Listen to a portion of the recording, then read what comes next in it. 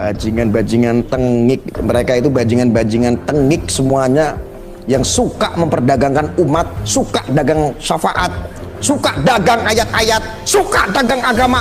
Kelakuan bajingan-bajingan seperti itu. Perlihatkan mana Tuhanmu sekarang, mana Allah yang kamu yakini, tunjukkan sama saya. Jawab itu, mana Tuhanmu, tunjukkan sama saya. Celing kelihatankah? Celing seperti apa? Ayo tunjukkan sama saya, mana Tuhanmu. Mana itu Tuhan? Kalau memang ada Tuhan itu mana? Mana dia? Saya mau lihat Tuhan itu.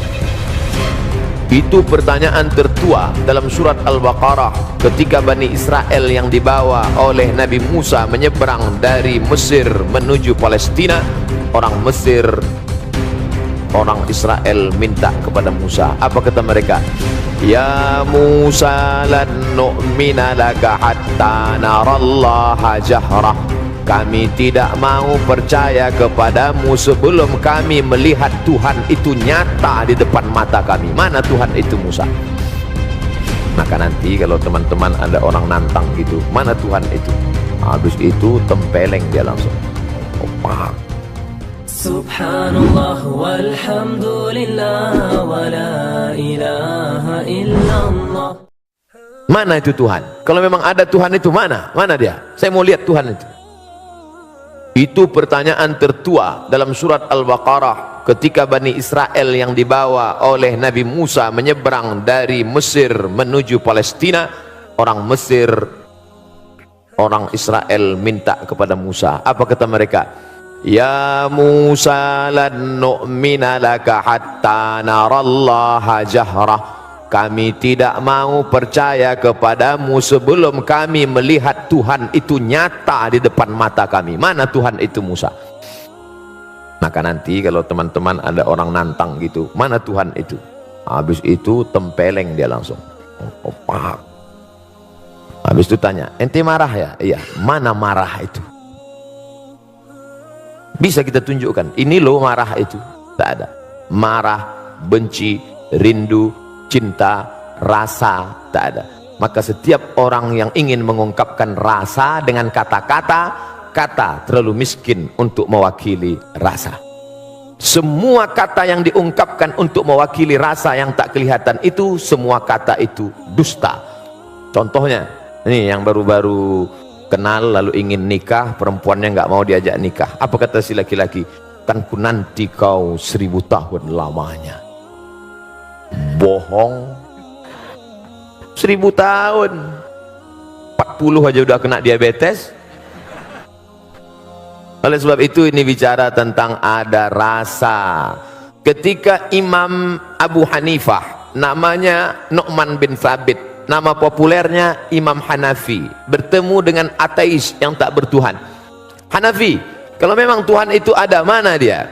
Imam Hanafi berkata, kebetulan mereka bicara di tepi laut.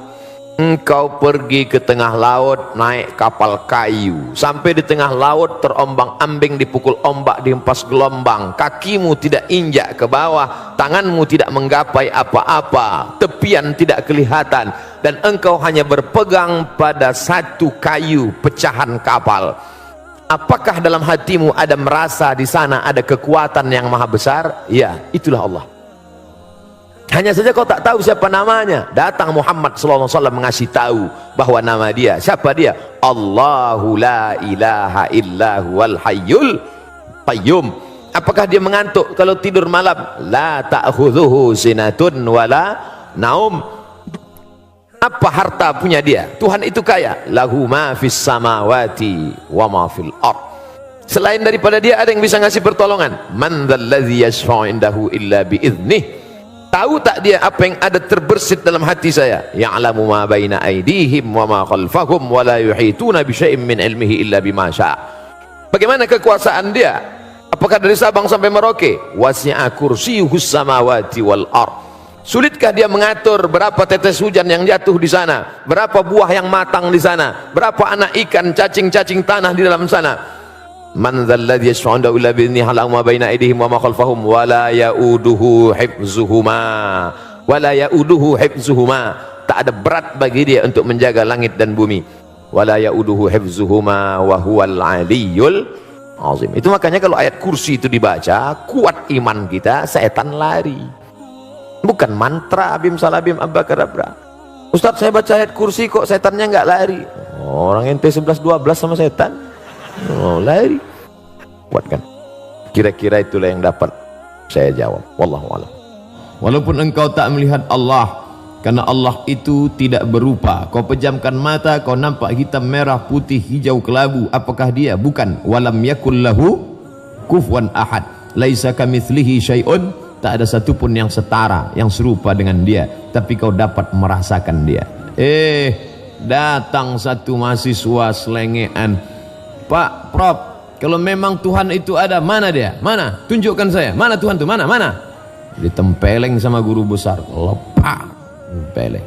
Sakit. Iya, di mana sakit itu? Tunjukkan saya mana sakit itu. Sakit itu adalah rasa.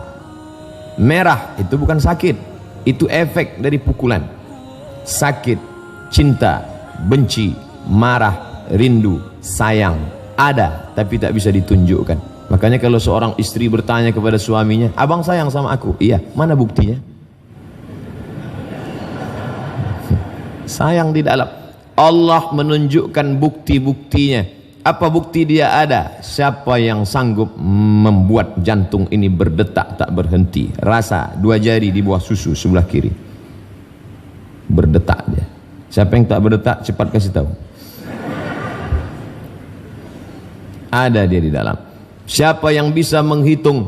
Kalau memang dia ada, mana dia? Bule berjemur di tepi pantai. Lalu kemudian tak lama setelah itu berubah kulitnya yang tak berwarna menjadi berwarna. Mana sinar ultraviolet yang merubah itu? Mana dia? Kita buka itu kotak X-ray, masuk segala koper ke dalam, bisa dia lihat apa yang ada di dalam. Tapi begitu kita lihat, mana cahaya X-ray yang bisa mendeteksi isi koper? Tidak kelihatan. Apa maknanya? Sedangkan yang ada saja tak bisa kita lihat, apalagi yang maha ada, Allah subhanahu wa ta'ala. Jangankan melihat cahaya ultraviolet, jangankan melihat rasa yang ada dalam diri, melihat wajah pun. Melihat wajah karena bantuan cermin. Berhenti orang di bawah pohon yang rindang, di bawah ada kolam, lalu dia melihat ke dalam kolam, disitulah awal muala muasal, asal muasal cermin. Oh, begitu bentuk rupa ternyata. Dari melihat kolam di bawah pokok kayu, itulah muncul ide membuat cermin, nampaklah wajah. Tapi cermin pun tidak jujur, telinga kanan tampak di sebelah kiri. Yang paling jujur adalah siapa? Sahabat yang memberitahukan segala kekeliruan, kekurangan kita. Sahabat yang paling baik, dia tidak tegak berdiri di depan orang banyak. Ustadz salah. Bukan begitu cara dia memberitahu. Pelan-pelan dia kirim WA. Setelah itu kita buka. Oh, dia kirim foto, peci Ustadz miring. Sedangkan melihat yang tampak pada dirimu saja kau tidak bisa, apalagi dia. Tapi dia hanya bisa dirasakan dengan rasa. Dari takbiratul ihram ke salam 10, kau rasakan betul-betul keberadaan engkau di hadapan dia. Kau hadapkan wajahmu kepada siapa? Wajjahtu wajhiya lilladzi fataras samawati wal arda hanifan musliman wama ana minal musyrikin. Hai Abdul Somad, sedangkan berada di hadapan yang mulia Ketua Mahkamah Agung, sedangkan berada di depan ketua wakil ketua yang mulia, sedangkan berada di hadapan yang mulia ketua-ketua kamar saja bergetar jiwamu, bagaimana nanti engkau wahai Abdul Somad ketika berada di hadapan dia, Allah subhanahu wa ta'ala.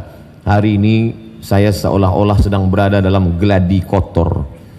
Bagaimana nanti menghadap Allah subhanahu wa ta'ala.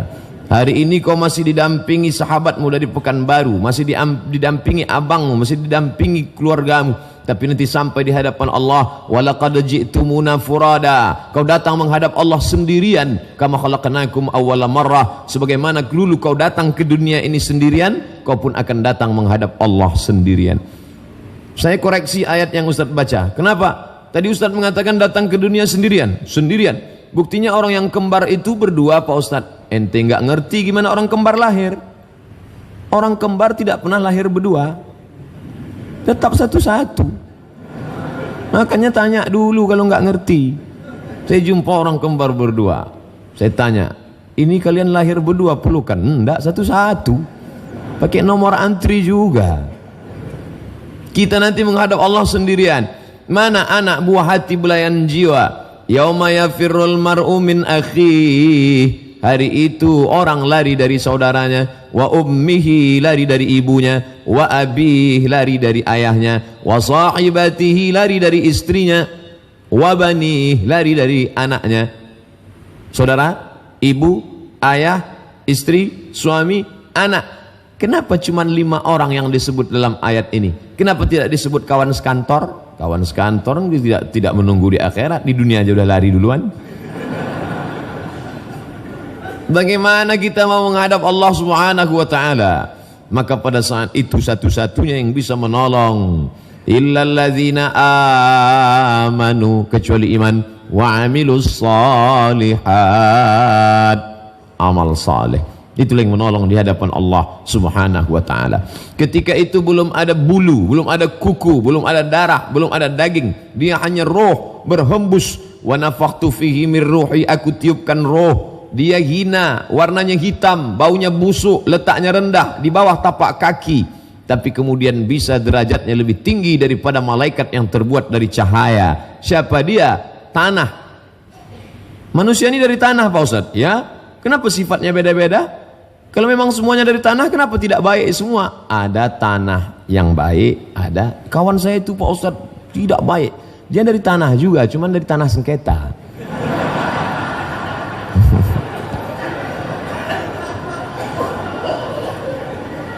Tanah yang hina, rendah, hitam, bau, busuk, dipijak. Kenapa kemudian bisa malaikat-malaikat bersimpuh sujud kepadanya? Satu penyebab tanah itu menjadi mulia, karena Allah tiupkan ruh ke dalamnya. Fanafakhtu fihi min ruhi, aku tiupkan ruh ke dalamnya. Ruh masuk ke dalam jasad, ditiupkan, dan keluarnya juga bertiup. Ruh itu nanti keluar bertiup. Makanya mata melotot menengok ruh keluar. Setiap orang yang mati matanya mesti melotot. Dan ibu latihan dari sekarang memejamkan mata bapak. Jangan sampai kita datang ke masjid nyari Pak Imam. Pak Imam bisa datang ke rumah, kenapa? Papa dari tadi matanya terbuka. Kan malu kita. Apalagi videonya baru aja di-share, kaulah bulan, kaulah bintang. Jangan terlalu lama pergi, setengah nafasku hilang. Begitu dia mati, mata melotot, kita pun takut. Oleh sebab itu maka, kalau engkau dimuliakan orang, wahai Abdul Somad, disambut, diundang, dijemput, dihantar. Saya datang kemari, Masya Allah. Di mana-mana kalau orang ngundang saya, tidak pernah pakai proposal, tidak pernah pakai diundang, kadang pakai HP aja ngundang. Ada dari salah satu sekolah nelpon saya jam 9 pagi. Assalamualaikum. Waalaikumsalam. Ustaz Somad, iya, bisa kami pakai besok pagi, kata. Apa maksudnya? Lama saya termenung. Emang saya laki-laki panggilan. Tapi alhamdulillah di mahkamah, Masya Allah, di tempat yang mulia ini saya dijemput, datang mengundang khusus ke rumah saya. Yang mengundang itu naik bis naik bis dari Medan 16 jam. Saya tanya terakhir setelah saya sampai ke Jakarta, baru saya tanya, abang kenapa tak naik pesawat? Kalau naik pesawat kau tak kasihan, gitu. Oh begitu caranya. Jadi macam-macam. Rupanya orang kalau sudah berkecimpung di dunia pengadilan ini, pandai dia meluluhkan hati kita. Masya Allah. Bapak Ibu yang dimuliakan Allah Subhanahu wa taala, ketika itu Allah Subhanahu wa taala menaikkan derajat tanah yang hina tadi dengan meniupkan ruh ke dalamnya, maka mulia kita. Kita semua ini mulia. Kenapa? Ketika ada ruh di dalam. Tapi ketika ruh dicabut oleh Allah Subhanahu wa taala, rumah itu besar, mewah, megah. Kita yang mencari arsitek terbaik dari Institut Teknologi Bandung. Tapi kemudian ketika ruh sudah tercabut dari jasad, pagi dilihat, petang dijenguk, malam ditengok, fotonya diperhatikan. Begitu rumah sudah mulai siap, tinggal buka kunci, ternyata ada yang lebih cepat daripada kunci. Siapa itu? Malaikat maut. Kemana Bapak Fulan yang terakhir kemarin mau menempati rumah, padahal Ustadz sudah diundang mau membacakan surat Yasin, mengusir hantu jembalang tanah. Tidak sempat terbaca.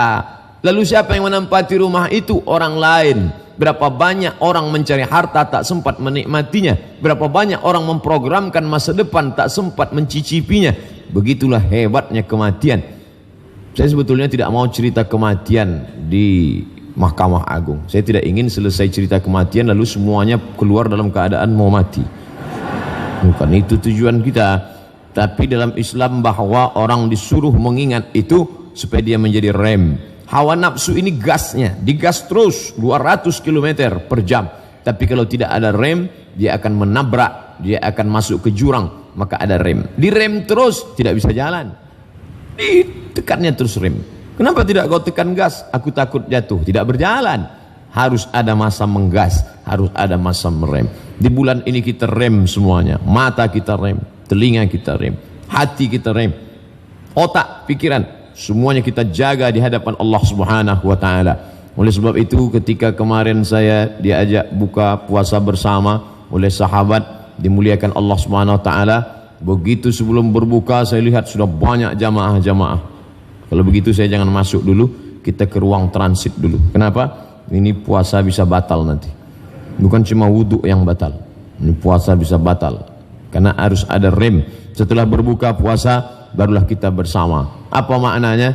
Harus ada kontrol, self control, diri mengontrol diri sendiri di hadapan Allah Subhanahu wa taala. Semuanya sama. Al insan, manusia sawasiyah, sama kaasnanil musti, seperti mata sisir yang sama panjang. Bayangkan kalau sisir itu tak sama panjangnya, bagaimana? Satu menusuk ke dalam, satu naik ke atas. Tapi ketika dia sama semuanya, manusia begitu juga di hadapan Allah Subhanahu wa taala. Lalu makhluk yang hina tadi, tak ada air putih. Makhluk yang hina tadi ditiupkan Allah Subhanahu wa taala ruh ke dalamnya. Ketika itu dia berumur berapa? 40 hari air hina, 40 hari darah menempel di dinding rahim, 40 hari menjadi segumpal daging. Ditiupkanlah ruh ke dalamnya. Ketika itu malaikat disuruh Allah, summa yursalul malaku, Allah kirim malaikat, hai malaikat, bawa ruh ini masukkan ke dalam perut si fulan. Disitulah kita beriman kepada takdir baik dan takdir buruk. Saya tidak pernah request, saya minta masuk ke dalam perut orang Melayu, tidak pernah. Malaikat membawa, terserah dia sesuai perintah dari Allah masuk. Kalaulah dulu boleh request, mungkin saya minta ke perut orang Australia. Mata biru, rambut pirang, kulit putih, tinggi, besar, macam Arnold.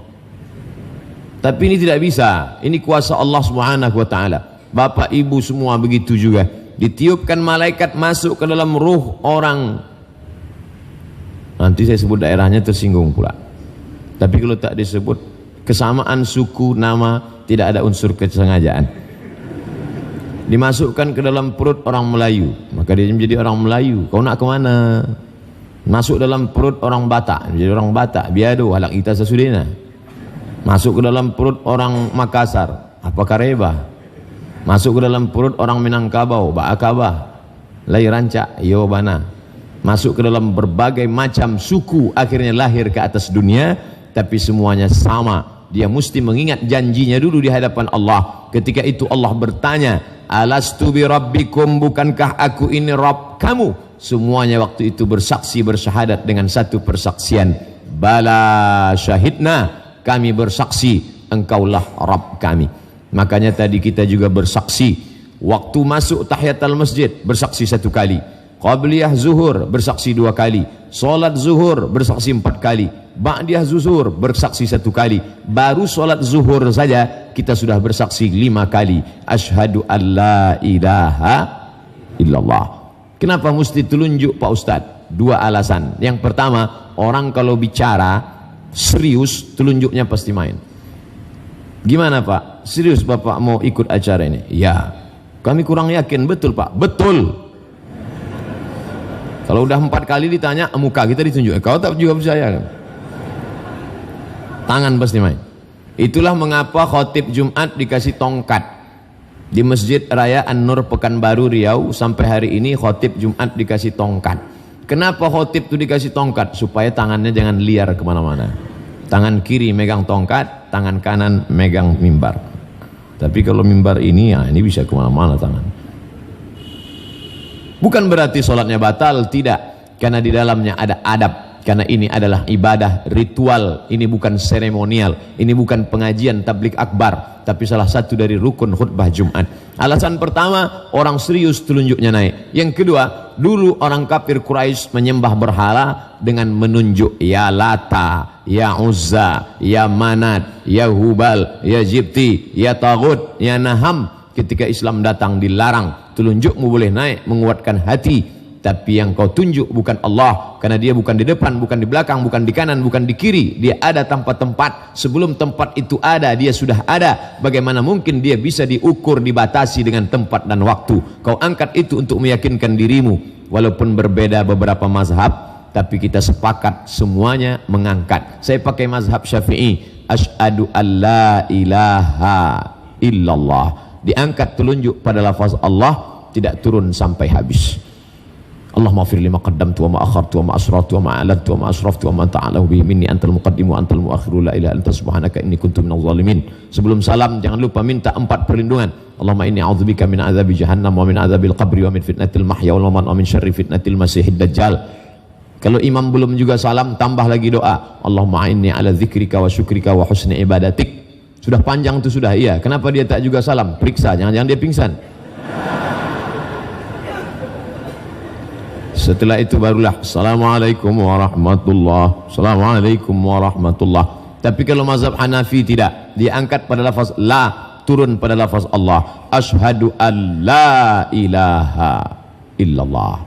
Kalau mazhab Hambali diangkat pada setiap lafaz Allah. At-tahiyatul mubarakatuh salawatut thayyibatulillah. Assalamualaikum ayuhan nabi wa rahmatullah. Assalamu alayna wa ala ibadillah. Asyhadu an la ilaha illallah. Asyhadu anna Muhammadar Rasulullah. Mazhab Maliki bergerak dari awal sampai akhir. At-tahiyatul mubarakatuh salawatut thayyibatulillah. Assalamualaikum ayuhan nabi wa rahmatullah wabarakatuh. Assalamu alayna wa ala ibadillah salihin. Jadi tak usah dipermasalahkan, yang penting dia sholat. Ada kawan saya Pak Ustadz dari awal sampai akhir tak ada diangkatnya. Jangan suuzon, jangan katakan dia mazhab kelima. Tapi kita perlu tabayun, klarifikasi. Jangan langsung update status. Aku tadi sholat di samping aliran sesat. Terlalu cepat. Tanya dulu, bro, friend, ya akhi, sedulur. Jangan tersinggung ya. Ada yang mau aku klarifikasi tadi. Apa? Tadi waktu sholat kenapa kau tak angkat telunjuk? Kenapa kau tengok telunjuk aku?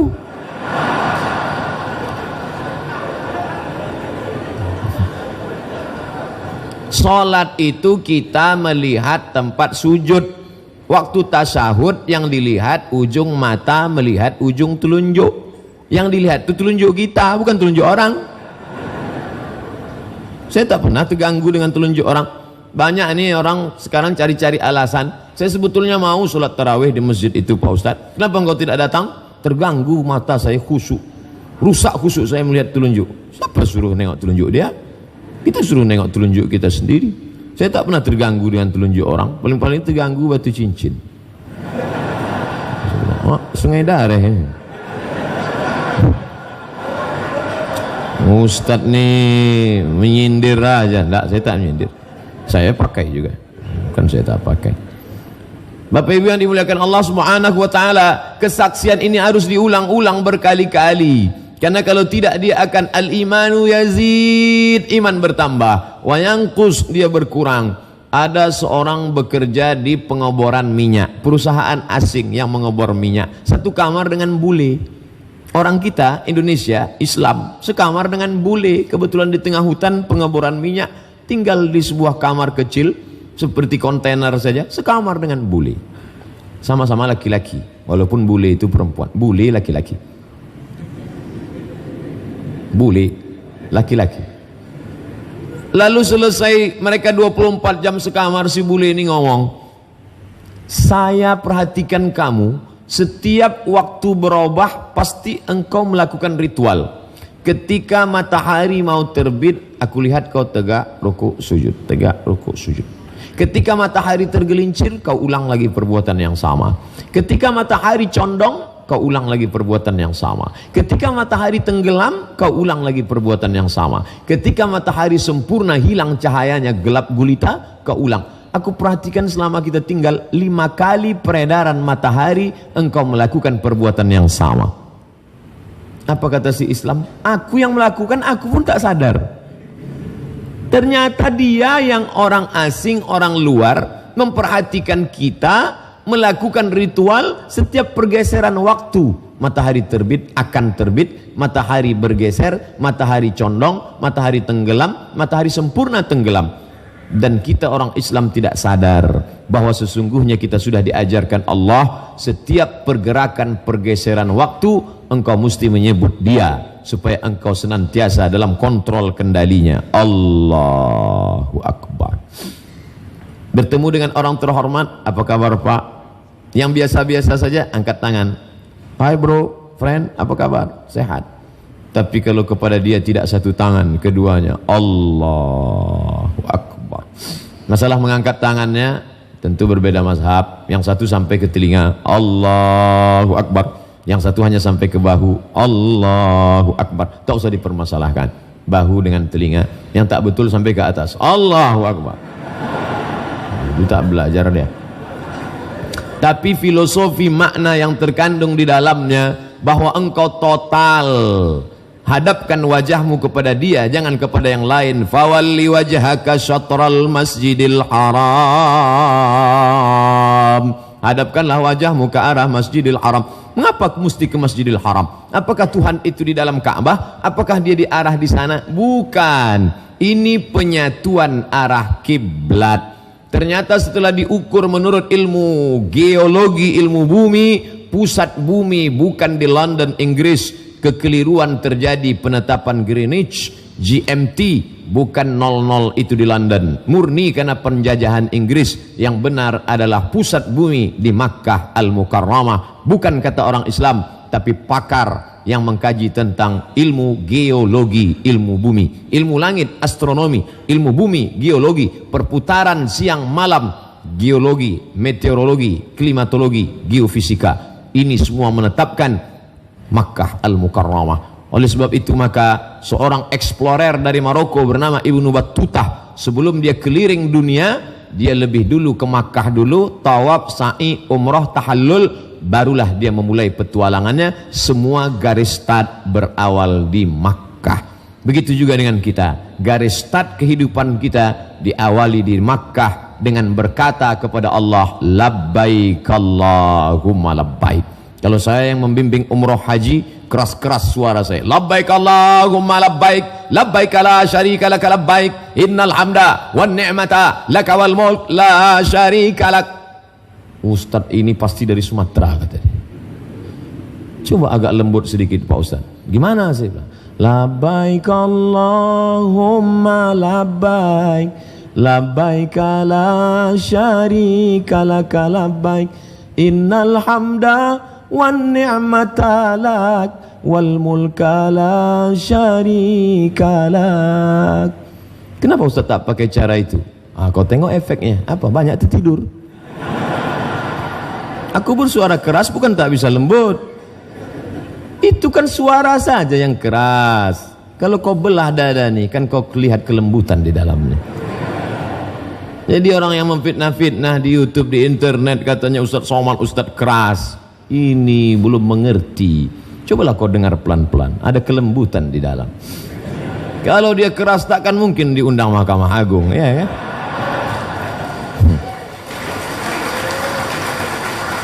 Nampaknya habis acara ini diupload, naik rating kita. Orang yang ngejek-ngejek pun berpikir 2 kali deh. Ini kalau kita ejek ini dibenamkan orang tuh, kita di penjara nanti. Macam-macam, belum tahu dia. Nah, pada saat itu semua kehidupan yang kau jalani ini berat. Besarkah ujian hidupmu? Tidak, karena ada yang maha besar. Siapa dia? Allahu Akbar. Allah maha besar. Mengadulah kepada dia.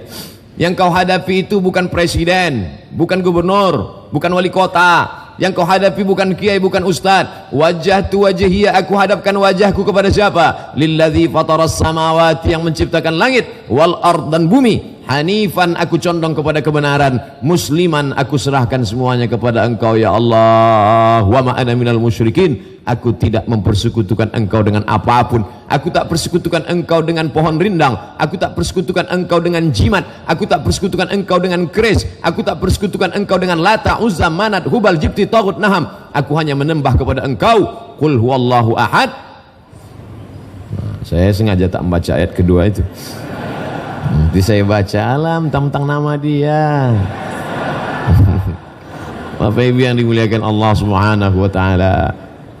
Meminta hanya kepada Dia. Idza sa'alta fas'alillah. Kalau minta kepada Allah. Wa idza sta'anta fasta'in billah. Kalau minta tolong kepada Allah Subhanahu wa taala. Selesai itu kau baca Fatihah, dibaca dengan Bismillahirrahmanirrahim. Begitu banyak nama Asmaul Husna, mengapa tidak diawali Bismillahil Azizil Jabbar, Bismillahil Mutakabbiril Ghaffar? Kenapa tidak dipakai nama yang menakutkan? Al-Mutakabbir, maha sombong. Al-Jabbar, maha kuasa. Al-Ali, maha tinggi. Al-Kabir, maha besar. Tapi yang dipakai Bismillahirrahmanirrahim, in the name of Allah.